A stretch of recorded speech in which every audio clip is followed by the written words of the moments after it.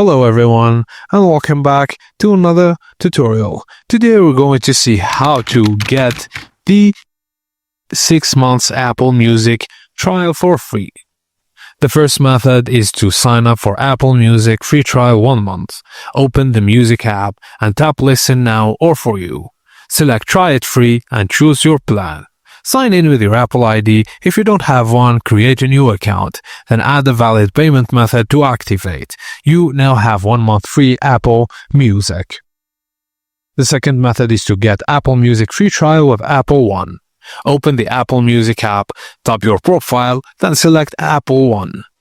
Choose a plan, then tap Start Free Trial, and you'll get Apple Music included for free for 30 days. And finally, you can add funds to Apple account. Open the App Store app and tap on your profile picture at the top. Select Add Money to Account and add funds to your Apple account.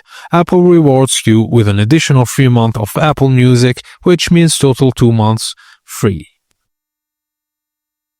And that's it, guys. As simple as that. Thank you for watching, and please don't forget to like and subscribe for more.